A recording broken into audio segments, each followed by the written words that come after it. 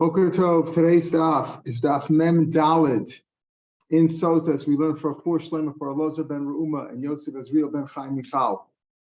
About 11 lines down on the page at the two dots. The pasuk said, we quoted this yesterday.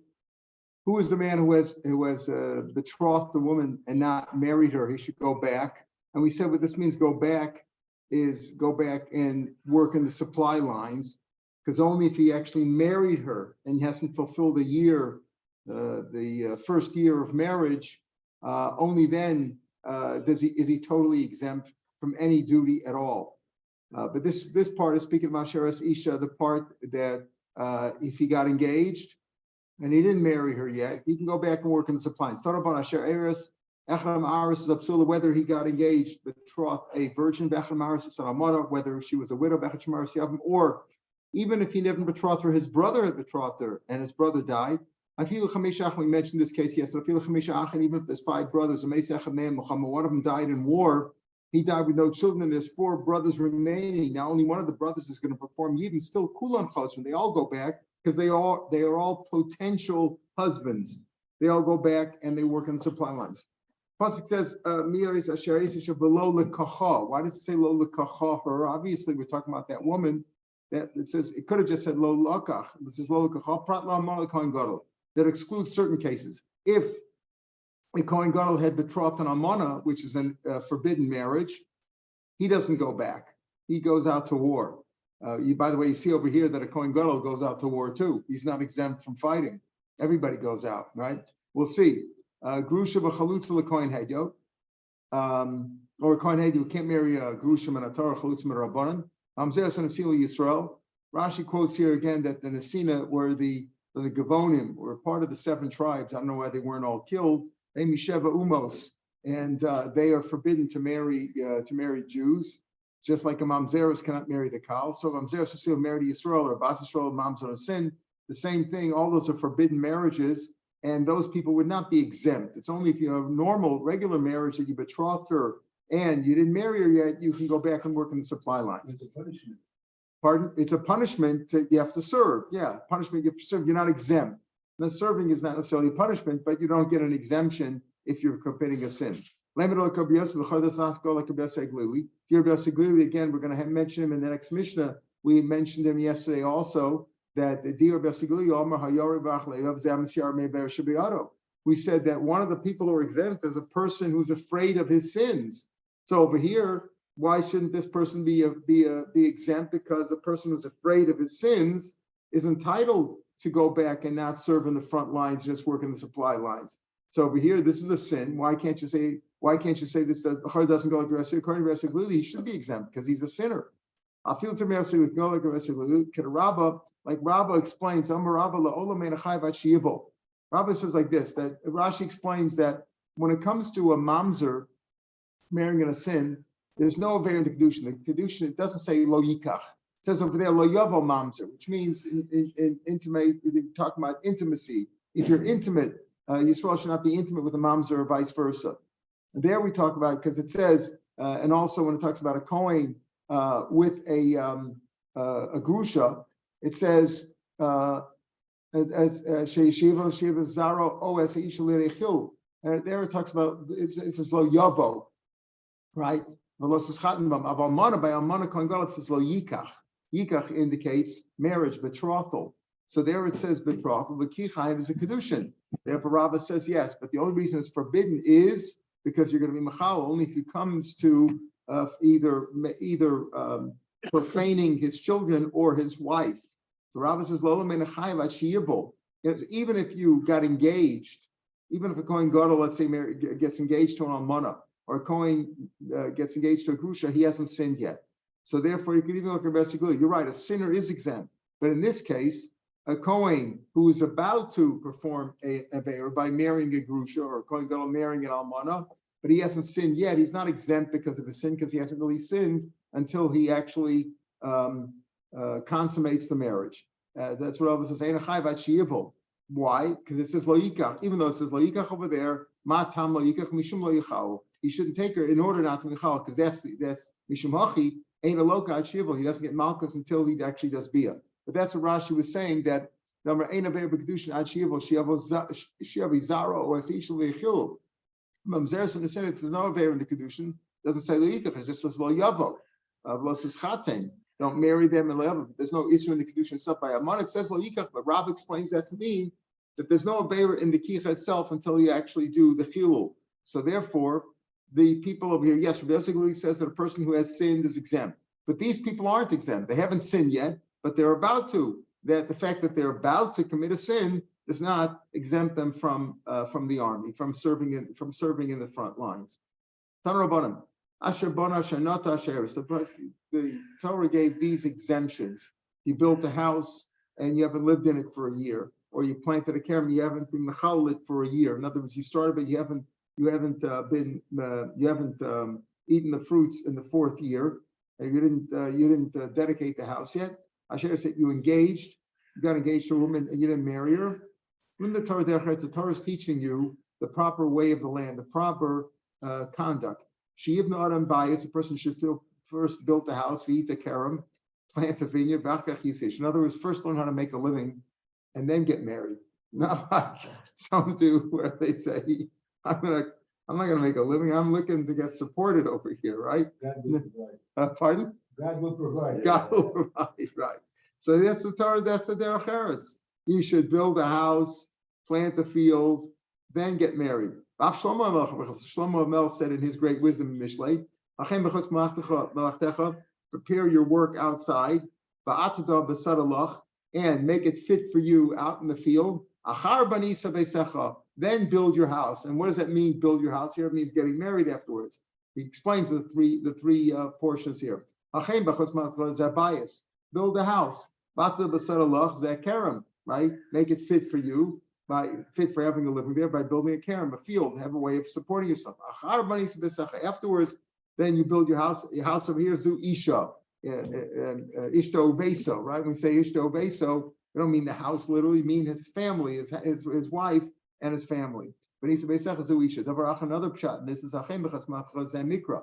First learn Chumash. And make it fit for you, that Mishnah. That's Mishnah, the explanation, the oral law. Then you learn afterwards, after you learn the Mishnah, then you learn the Gemara, which is the svaras, the stiras, who says what, who the halach is like, etc. The first pshat, that first phrase refers to Chumash and Mishnah. The third phrase, after you've learned Mishnah, Mikra, Mishnah, and Gemara, then concentrate on Masim Tovim. All three, Mikra, Mishnah, and Gemara, are all referred to in the first phrase. Those are good deeds. Now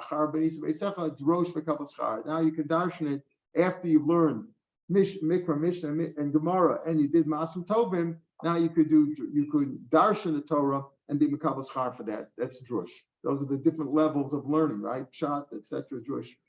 Let's say you don't fulfill the exemption because you didn't build a house. All you built was like a gatehouse. Tana imhosa. So if you built a gatehouse or an achsadra or a merpeset, and then he went on to say that if you only rebuilt your own house on the exact same meterage, you just wrecked it and started all over again. You didn't add one brick because you don't want the neighbors saying you extended your house and then they'll give you a tzav shmona to turn, to tzav harisa.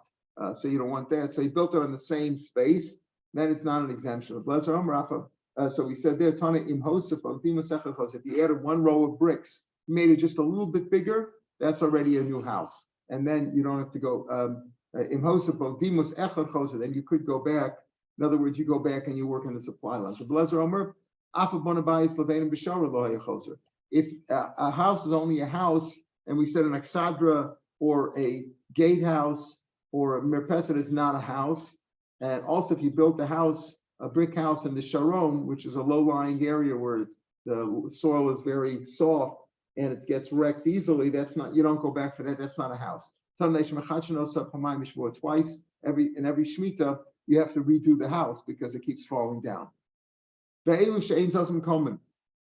following people don't leave at all, meaning the ones we talked about until now, where you got engaged, but you didn't get married, right? You got engaged with betrothed, but you didn't get married, or you built a kerem, but you didn't do the 4th year yet of the fruits, or you built a house and you didn't dedicate it. These people go back and work in the supply lines, right? But they go out to hear the calling of the Kohen and the Kohen Meshuf Milchama and the Shotrim, and they listen to his speech, and then they go back. But the pardon? Are these voluntary exemptions, or let's say you don't want to take the exemption? No, you're supposed to take the exemption. It's proper to take the exemption, right? Take the exemption and go back and work in the supply lines. Maybe if somebody really wanted to anyway, but I think it's proper it's proper to, you don't leave your wife hanging out there. It's proper to do those things, right? They need those guys. The other chance doesn't come, but the farm people don't leave at all. They don't leave at all, meaning they don't even go out to the boundary to hear the calling, to hear the speech of the Mashiach Muhammad, but they stay at home. Who's that? He built a house and he dedicated it, but he hasn't lived in it for a year. Or he got married, right? He got married, and he took his wife already. Not that he's just a betrothal. Took his wife. He hasn't lived with her for a year, what they call Shana Rishona. He hasn't done that. Or he worked on the kerem. He worked on the kerem, and he's in the 4th year, but he hasn't completed the 4th year. These people don't go back at all. And as they don't even have to go out to hear the speech. They stay home. Now later on, this is all these exemptions are in Perek Chaf. In Perek Chaf Daled in Kiseitze, it talks about a man who got married in his 1st year. He doesn't leave the house at all. He stays home with her, meaning, and he doesn't go out to war at all. Basically, it says Isha Chadasha. If he takes a new wife, lo yitzei batzava v'lo yavar v'chol davar. That's what the pasuk says. He doesn't leave. He stays home. So any Isha Chadasha, it's only a new wife. Isha Chadasha Almar Grusha Menai. How do I know Isha Chadasha could sound like, she hasn't been married yet? What happens if she's widowed or divorced? How do you know that that's also an exemption? Talmud Lomer Isha Mikol Makom. For him, it's a new wife. And came out Talmud Isha Chadasha Michet Shalo. It's new to him. Let's say he takes back his wife. A man divorces his wife. If he's not a Kohen, he can take her back. So he's not exempt from the, like a guy divorces his wife and then the war comes, is about to declare war. So he says, come back. We'll get married again, so I don't have to go out to the war. That's not an exemption. Only if it's a new wife to him. He shouldn't go out in the army. I think he works in the supply lines, fixes the roads, and supplies food and drink to the troops. He shouldn't be called on for anything. In other words, you shouldn't pass over him and draft him for anything at all. I might think include over here, as we said, if he built a house and he didn't dedicate it, or not the Kamer, he planted a field kerem and he didn't use the fruits in the 4th year, or he just got engaged and he didn't marry her at all yet. I might think that a guy also stays home totally. Talmud Lomer, no, alav. Alav iatamaver. You don't draft him at all. He stays home. The one who just took a new wife and he's in Shana Rishona. But you do cause others to be drafted. And what do? And they draft new work in the supply lines and the construction, like you say, in the army, in the Corps of Engineers. If it says lo yaver l'chol davar, it says lo yetze b'tzava, v'lo yaver l'chol davar. Since it says lo yaver alav, what do you need? Me'achad ksiv lo yaver. What do you need? Lo yetze b'tzava. You shouldn't draft him for anything. So obviously he shouldn't go into the army. Lavali laval b'shnei lavin. That if you draft him, you're over on 2 lavin. That's mashma over here that he shouldn't go. Lo yetze b'tzava, lo yaver l'chol davar. Lo yetze b'tzava. He shouldn't go out to the army at all. Meaning, even voluntarily, even if his wife agrees, he shouldn't go out to the army. The Yasvar Shotrim, the Shotrim added on. We saw yesterday that first the Kohanim speak the first part about don't worry, God is with you, etc. Then the Shotrim repeat what the Kohanim Mashiach Muhammad told them about the various exemptions, and then they added on more. And they said, whoever is afraid, also get out of here, go back. If you're afraid of fighting, and we'll see why you're afraid of fighting. But if you're afraid of fighting, you should also be exempt. That's the part that the Shotrim add on without the Kohen Mashiach Muhammad leading them. The Yasvar Shotrim Medaber Elam. Rabbi Kiva Omer what does it mean? It says, a person who's afraid and of soft of heart. What does that mean? He can't stand by the formations of the army. Rashi brings down that, do you ever see these old movies where they show you how they used to fight? How do they fight? They lined up all the horses one next to another. They didn't like say spread out. They lined up in formation to keep the enemy from separating them. They wanted to go as a force. So he says he can't stand it. He sees the formation of the other army, the enemy, with their spears hanging out. He can't stand seeing a drawn sword. He's frightful of that. That's a simple translation. He's afraid. He's soft of heart. He sees that. He falls apart. That's Rabbi Kiva says that's the proud of Yoreh Barach Levav. He's afraid. He's afraid of the sins that he has. He's afraid that God's going to get him. When you're guilty of sins, that's when the Malach HaMavis is hanging around there.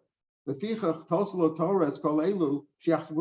the Torah was good to him. He's afraid of his sins, and therefore he's afraid to go to the army. But therefore the Torah was nice to him even in these circumstances, and gave him these other exemptions, the exemptions of a new betrothal, a new kerem, a new house, so that when he goes back, he doesn't have to tell everybody, well, I have a lot of sins on my hand. You don't want to brag about your sins.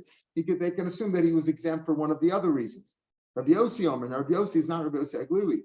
Rabbi Yossi Omer, Amar l'kohen gadol shechazon k'ed, mamzer sin Yisrael, bas Yisrael sin mamzer. Harei hu hayorech lav leivav. In other words, the person who's afraid is because of these sins that he has. He's married to the wrong person. The Gemara will ask, what's the difference between Rabbi Yossi and Rabbi Yossi Aglili? Rabbi Yossi Aglili says, the person who's afraid of his sins. Rabbi Yossi also says, talking about the afraid of his sins, he's married to the wrong kind of a woman. The Gemara will explain this.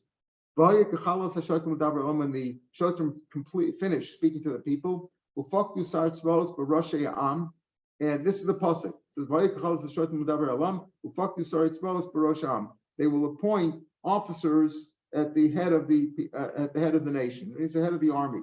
Then the Gemara adds on, Mishnah adds on, and in the back of the nation, back of the army formation, they put up guards there.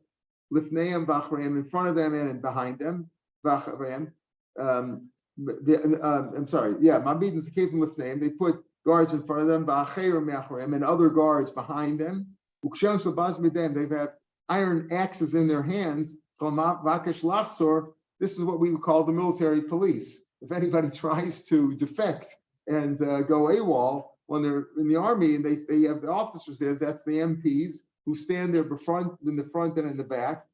Pasuk says Barashia right? But here he says we put him in the back too. Whoever wants to go back after he didn't receive an exemption, or just biyado, the officers, the MPs have permission to beat his thighs, to sever or beat his thighs, right? Shetchilas nisa nefila. Now what he really means to say is the beginning of the downfall is flight, but he says it the other way around. The beginning of flight is downfall. The Gemara will correct this, but that's what it sounds like. In other words, when people start running away, when they're going out to war, that's a bad sign. That's the beginning of the downfall. You need people to be strong and go in there. Shenemar, Nas Yisrael lifnei Plishtim, they ran away. Then there was a great magefa that caused the magefa.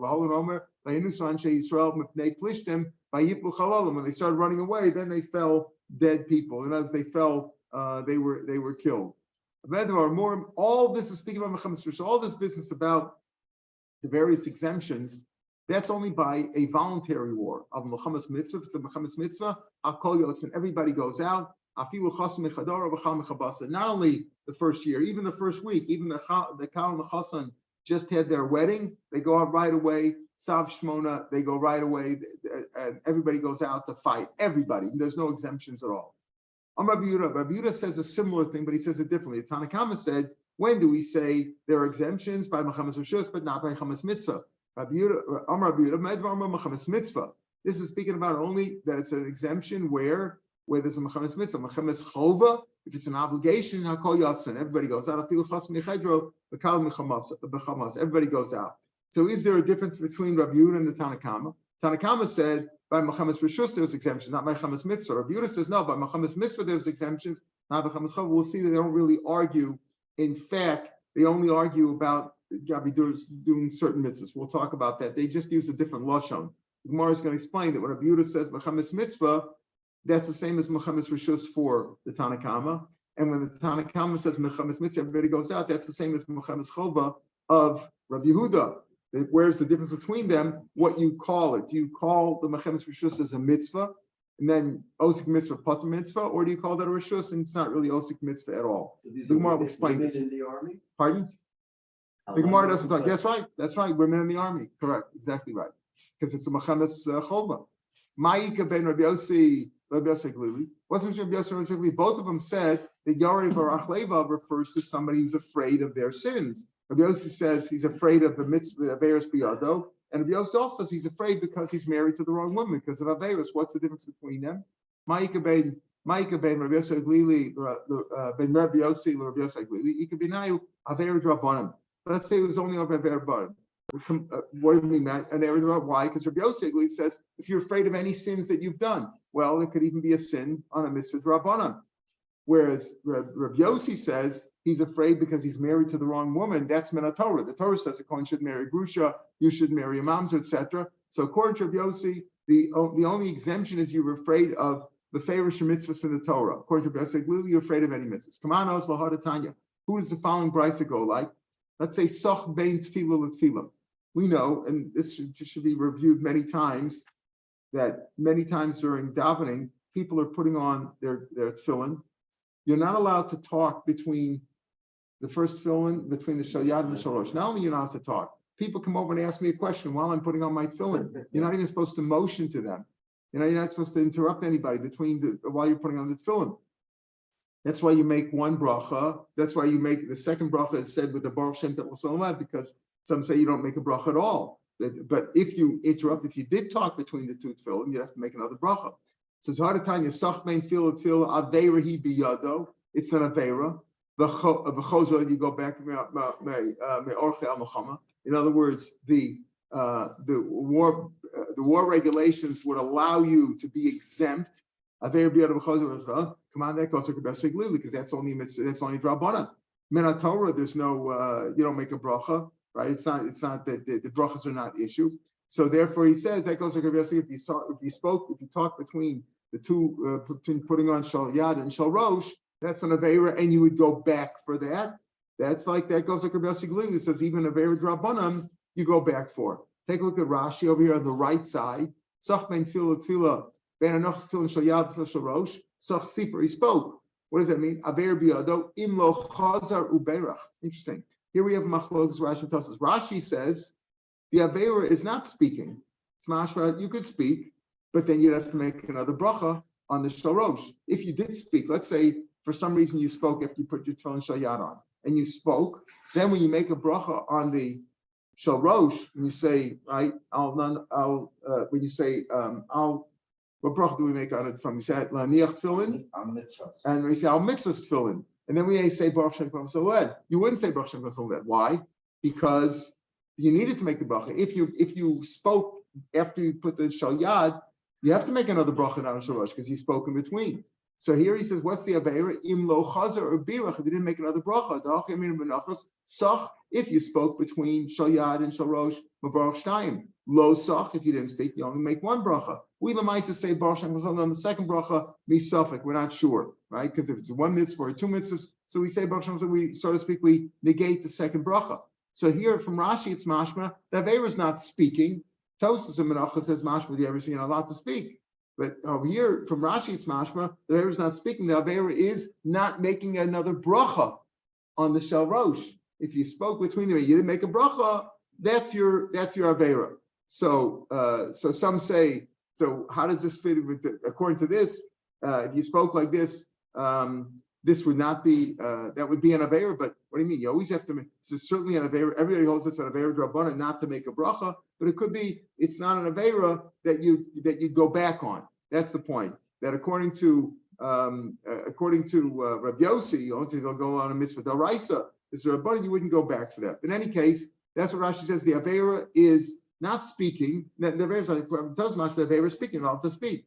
He says the aveira is if you spoke and you didn't make a second bracha. In any case, it's a drabanan. Yeah. these Averas are hidden Averas. Nobody knows about them but you. I mean, Yeah. what do you go? You go to the Makid and say, confessional. Yeah. He's afraid. He's afraid that he's going to get punished now. The Malach of Avos is standing there on the battlefield. Someone from just doing it on purpose and then going and. I agree, right? If he did that, then he's a terror. Then he's for sure a Russia. And then he's for sure a Russia, right? There are ways to get out. There's always ways for people who want to get out of it. There's always ways of getting out of it. But if he's afraid, that's it. Maybe he questions him more. Maybe when they mention the exemption, they'll say, what was the aver that you did? According to Yosef Glili, if you just spoke between the Sharash, Shal Yad, and Shal Rosh, according to Tosfos, that's good affair. Or if you didn't make a bracha, things like that would also exempt you. It becomes a problem because ain't that required to show yet. Yeah, okay, but that means that's a Aveira b'shogeg. Maybe he did this for Mazid. Maybe it means this kind of an Aveira. An Aveira, we're not saying the differences between shogeg and Mazid. We say the difference between Yossi and Yossi Glili. Did you do a Deraisa Draban? It's from both of you. You're talking about certainly when he got married, that was a Mazid. He got married to the wrong woman he wasn't supposed to. That's a Mazid. You're also presuming we're talking about what he did for Mazid. If he did it for shogeg, that's what it means. Ain't sadik bar asher yasa tov v'lo yechta. That's talking about b'shogeg. Everybody makes averas b'shogeg. Not everybody does it amazing. All right, pardon? Interesting. Or What about just saying tshuva? If you say tshuva, then you go back to the. That's right. Then he wouldn't be exempt. If he has right. Then and we said that before. If you did tshuva, so we said that before. If he did tshuva, let's say he stole the field. Remember, he stole the house. So isn't he exempt from that? No, he paid for it now, but he's not exempt. He's not exempt. That doesn't give him an exemption. In other words, keeping the mikar b'hoskel, he's not exempt for that. So so he should go back. Yes, doesn't serve an exemption. If he did tshuva, he wouldn't be a reason to be afraid anymore. Right? We're talking about averes biyado that he didn't do tshuva on. In other words, when it comes, it's one thing he doesn't want to do tshuva. It's another thing when he sees the malachim avos on the battlefield, he wants an exemption for that. Who's the author of the following brisa? Let's say a man is just terribly afraid. He hears the sound of the trumpets of the enemy. He's trembled because of that. Yertia means in modern Hebrew we use that word to mean deterrence. Harta'ah. But it means he's afraid. He's not going to do it again. Hakaf streets and he hears the banging of the shields. That make noise. Yertia, that makes him tremble. Tzachzuach charavos, brandishing of the sword. So in the arts really translates is like to polish or to shine or to the glittering of the as you see those swords hanging out there, and he's afraid of the Roman Shasma. He sees that and he wet his pants. That's exactly what it means. Who's the author of this that says that he hears the noises and the sounds and he sees the swords and the shields and all that, and he wet his pants. Closer, he goes back. Who is the author? That Taman Lema Rabbi Kiva. Rabbi Kiva is the one who said literally, he's afraid. He sees them, he's afraid, and not really. Rabbi Yossi say it's you're afraid of averis in your hand, not literally that you're afraid of getting killed. So Char goes like Rabbi Kiva, not like Rabbi Yossi. It's Afil Rabbi Yossi Moda. Here, Bahafil Rabbi Yossi Moda. Here, even Rabbi Yossi who says the Hayari Barach Levav, that refers to if you have averis in your hand. But even so, if a person is so afraid that he wet his pants, so even here, he's moda that you go back. He shouldn't melt the hearts of his friends like him. In other words, if people are going out to war and the guy next to you wet his pants when he sees the approaching army, you don't want him next to you, right? He should also go back. So he should go back. Even Rav Yosef Glili, who says that's not Yorev Levav, that's a guy who's Yimas Eslavav Echav. He's the guy who's going to ruin the morale of the troops, and he should also go back. He gets other people killed. He's going to ruin their morale, right? Right. When they finish speaking, this is when they finish giving a whole speech, right? They set up the officers, the MPs before and in the back, and make sure nobody runs away, because if they start running away, that's the beginning of the downfall. So what do you mean? The beginning of fleeing is the downfall, just the opposite way. It leads to the downfall. Should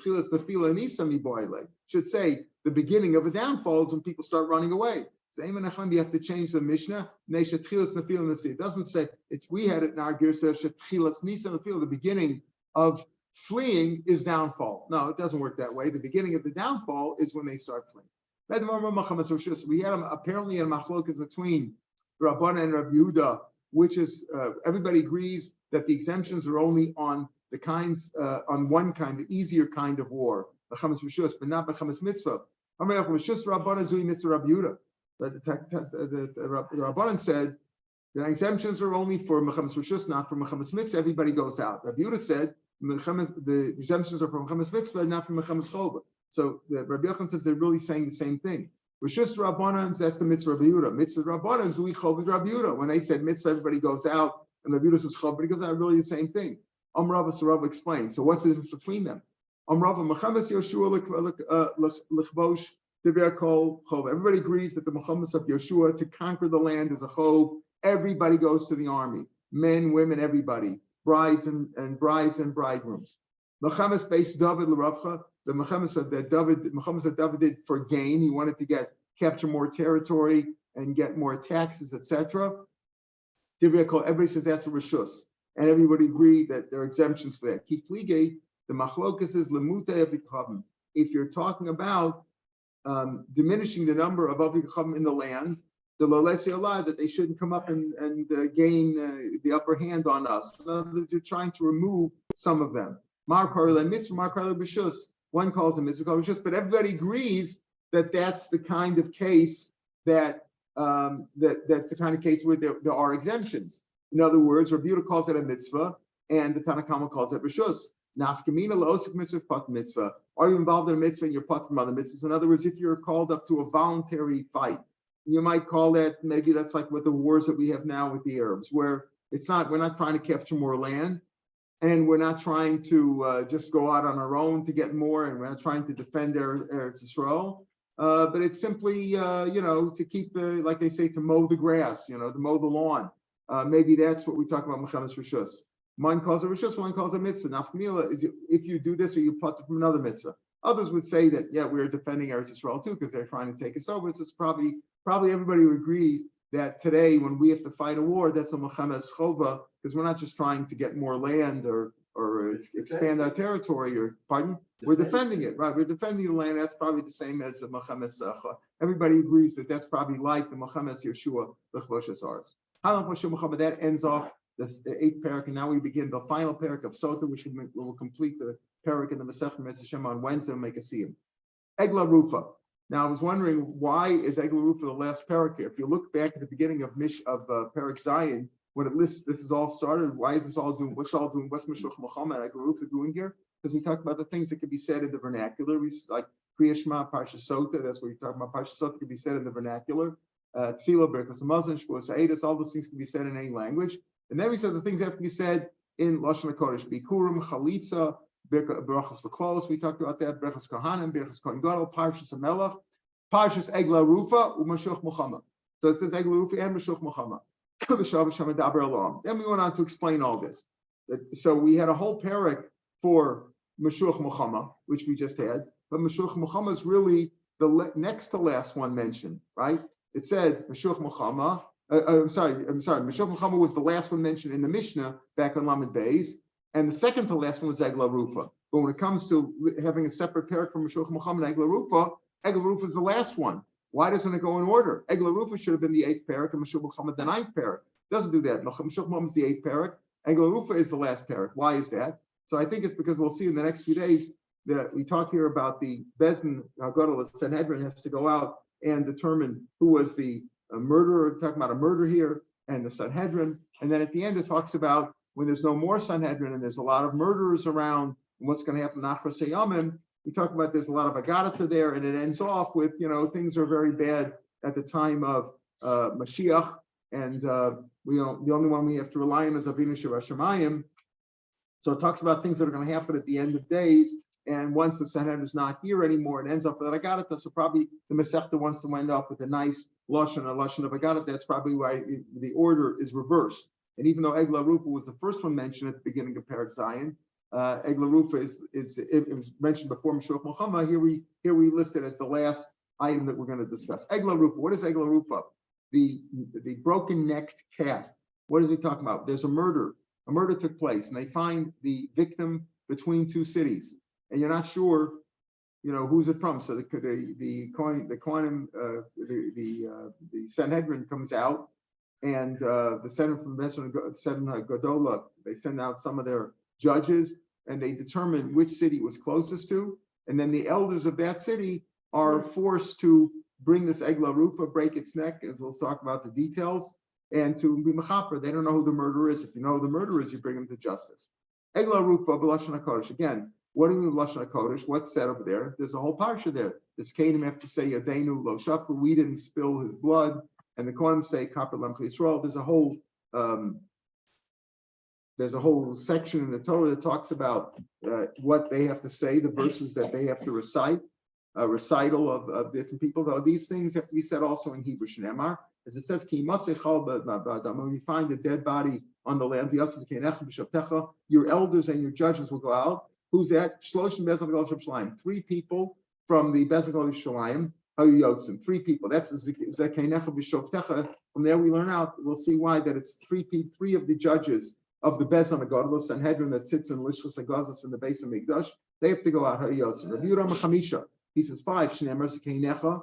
Says Zekeinecha, your elders. That's Shnaim. That's 2 plural. B'Shovtecha Shtaim. That's another 2. That's 4. And Bezin Shok. You can't have an even number of a Bezin so that you can have a proper. You'll always have a majority. They add on one more, and then therefore you have 5. So we have machlokas between Tanakama and Rabbi Yehuda, whether you have 3 or 5 of the judges go out to look at the case. Nimsa Talmud. Let's say they found him buried under a pile. In other words, he wasn't just strewn out, strewn out dead on the ground, but it was hidden under a pile of dirt or rocks or whatever. Or he's hanging from a tree, or he's floating on a pool of water. Lo yorfim. They didn't break the neck of the egla for that, because that wasn't shenem paskas ba'adama. You find halal ba'adama. You find him laying on the ground. This is not on the ground. Below Tomagal, not buried under a pile, or nofel if he fell down. Below Talui Beilan, he's fallen down on the ground, not hanging from a tree. Basada, in the field, he's in a field, not floating in the water. But let's say you find him right next to the boundary, the borderline before the frontier, or to a city close to a city of Ovikavim, every city that involved in this question over here has to have a bezin. Yes, the judges from the big bezin in Yerushalayim, they're the ones who come out to the case, but it has to be a city that has a bezin. Lower orphan again, they're often ain modidin, elolair sheish bezin. You only measure to a city that has a bezin. Those are the ones involved. All this is learned out of Psukim. My comer, what do we mean? The Mishnah said Egla Ruf has to be said Lashon HaKodesh. Why? Because it says Ki Masach Ba'adama V'Yasus Kerech B'Shavtecha. How do you see from those words that it has to be in Hebrew? How does the Mishnah make sense? This was something is missing. Shenemar. It says like this. It says Ki Masach Ba'adama V'Yasus Kerech B'Shavtecha. It says Shenemar. It says Va'anu Ba'amru. It says Va'anu Ba'amru. Who Va'anu Ba'amru? The elders of the city will say Yadeinu Lo Shafru. Va'anu Ba'amru. It says they will reply and say. By the brachas and the klolos, it says the Levium will call it and say Orozeh and Orozeh, all those shonos that we had by the brachas and klolos. Amru, Ma'ani Amur Lahol Melosh. It's just like Lashon HaKodesh, because he learned out from Moshe Rabbeinu. It says Va'alinu Kimya Yalenu B'Kol, and there it's Daf in Hebrew, right? It says Kisvano Levium Kol Ram, and it says by Moshe Rabbeinu by Matan Torah. It says Kol. It says over there Lashon of Kol Ram, right?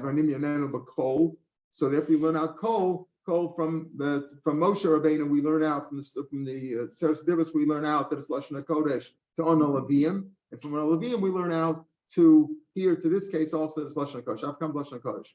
The Seder Agah. So that's how we know that it's be Lashon HaKodesh, because it's Va'anu there, and it says Va'anu by the Levium and the brachos and klolos. The Seder Gola Rufa case, that what is the actual Seder? That's what the Mishnah goes on to say. In other words, something's missing in the Mishnah. That's because it says Va'anu. And then what's the Seder? How does that work? How does that go? Rufa? Case it, Ki Masechal Ba'adama, V'yasas Kerech B'Shavtecha, Shloshim Yibez Nagol, Shem Shlayim, Ha'yiyos, and they went out. Rabbi Yehuda Chamisha, it's 5. Tan Rabbanan. V'yatzus Keinecha, B'Shavtecha, Keinecha Shtayim, Shavtim Shtayim, Vein Bez Shakel. That's the brisa. The brisa brings down the opinion of Rabbi Yehuda first. not the opinion of the Tanakama, which is we'll see is Rav Shimon that it's 3. Rav Yehuda says it's 5. Zkenecha is 2, Shavtecha is 2. Add one more 5. Shimon Omer is Zkenecha Shnayim. You learn from there that it's 2. Bein Bez and Shakul, you can't have an even amount. Therefore, Mosif Echad Harekan Shlosha 3. Okay, what about the word V'Shavtecha? Rav Shimon Nami Yeksid V'Shavtecha. What does he do with the word V'Shavtecha? Miboyle L'Miyuchan Shavtecha means the special judges, the judges from the Beis Haggadol, Yerushalayim, and the Lishchos HaGazos. That's what Shavtecha teaches me. Rav Yehuda knows that it's special judges because it could have just said Ziknei, and it says Keinecha. Rav Yehuda means Ziknei is Keinecha Nafka. Why did it say Keinecha? From that word alone, from the changing of the word, it tells you that these are special judges from the Supreme Court, let's call it, and therefore you have 2 there, 2 from Shavtecha, and therefore you have a total of 5. Rav Shimon says Ziknei. If you only say Ziknei, you couldn't have said just Ziknei. You can't say Ziknei Kenecha teaches you there. Why? If you only say Ziknei, it may not be Ziknei Shuk. I mean, any elders from the Shuk doesn't have to be, even if they're not a Sanhedrin. It just says Ziknei. Elders can be anybody. Because of Rachmana Zikenecha yours. Because of Rachmana Zikenecha, having Menafilu Sanedik, if it only says Kenecha, I would think it would say Zafilu Sanedik Tani, even from a small Bezdin, meaning a Bezdin of 23. That's also called a Sanhedrin, not the Sanhedrin Agal Yerushalayim, which is 71. So because of Rachmana V'Shavtecha, that's why it says V'Shavtecha. In other words, Rab Shimon says you need Shavtecha to teach me that has to be Bezdin Agadol. Because if it would only say Ziknei, Ziknei could mean any Skenim. Even Skenecha could mean even a Sanhedrin. V'Shavtecha teaches me has to be the best on Agadol. L'miyuchad Shabbat Shavtecha. Rabbi Yehuda Nami Ziknei. Rabbi Yehuda Gomer. Rabbi Yehuda says you're right. How do I know Ziknei means the best on Agadol? Because it says I have Gzeir Shavah. Ziknei means Ziknei Ha'eda by the power of Davashol Tzibor. There it's the power of Davashol Tzibor. The beginning of Vayikra and Vayikra Dalet. It talks over there Ziknei Ha'eda. Malahol Miyuchadin. Just like over there, it means the Bezna Gadol, Afkam Yuchadin Shabbat. Here also means Miyuchadin. So Rabbi Yehuda says, I know Ziknei means Miyuchadin. I don't need Shavtecha for that. Therefore, Shavtecha is extra. Teach me an extra 2. So the Gemara says, E Gamar Ligmar Lakula Milsam. If that's the case, what does he need over here Shavtecha for? If you're learning on Gzeir Shava, as you say, Gzeir Shava is not going to learn it Lamechza, Ein Hekish Lamechza. But if you're learning a Gzeir Shava, it can also say learn everything from Param Davashal Sibur. Just like over there, it has to be the Miyuchadin, the special judges from the Supreme Court, and also there it's 5. If that's the question now, Gomer, the last line of the Gemara, Gomer, if you learn like Gzeir Shava from Ziknei Ida, then it says by Param Davashal Sibur, Ligma Lakula Milsmei Hasam, including the 5. Why do you have to say that Rabbi Yehuda over there also learns out 5? Learns out from Sukkim. So say also, how do you know it's 5? Not because Kenecha here is 2 and Shavtecha is 2 and plus 1 is 5. Learn out from Ziknei Ha'eda that you need 5. Ziknei V'Shavtecha Lami, what do you need for? Ella, the answer is he doesn't really learn the Gzeir Shava. Ella Vav V'Shavtecha L'Minyana. Here's how he learns it out. How does Rabbi Yehuda know that it's 5? Because he says, you're right, Shavtecha is really to teach me it has to be the best Nagadol, just like Reb Shimon learns. In other words, he says, Zikenecha is 2. Shavtecha teaches me that it's the best Nagadol, right? And Zikenecha still means there's 2, but he learns the Vav. Why did it say Zikenecha bish Shavtecha? That's Vav. Could have said it differently. The fact that it says the Vav there teaches me that there's 2 more. Right? He doesn't learn the Gzeir Shav at all. Because if you learn Gzeir Shav, you wouldn't need Shavtecha. But he says Zikenecha, Shavtecha is to teach me the best Nagadol like Reb Shimon. The Vav teaches me 2 more. Rav Shimon, Vav lo mashmalei. Rav Shimon doesn't learn the Vav at all. He doesn't darshan the Vav. The Vav doesn't teach me anything. They both agree Shavtecha means the best Nagadol, and Zikenecha means 2. But Rav Yehuda says the Vav of Shavtecha teaches me that extra 2, and that's why there's 5. So Rav Shimon, who's the Tanakh Amid Mishnah, says a best Nagadol of 3, and the best Nagadol, according to Rav Yehuda, the best Nagadol has to be 5. 5 of those judges go out to look at the case and to do the measurements of these cities. And as we'll see in the Gemara, that you have to have, as we said in the Mishnah, that the cities have to be Jewish cities and cities in which there is at least a bezdin of some sort, at least a bezdin like a small Sanhedrin of 23. All right, tomorrow's Gemara, we'll pick it up from the second line there on Daf Mem Hey. We'll be on the podcast. On Sunday, Mirz Hashem, we'll start from the Gemara on the 5th line on Mem Vav.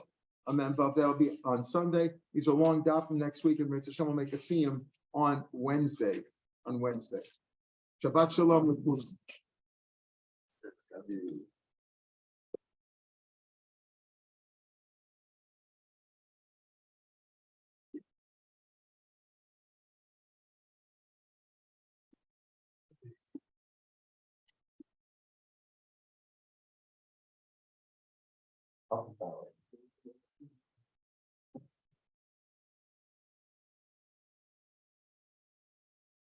Shabbat shalom. Shabbat shalom.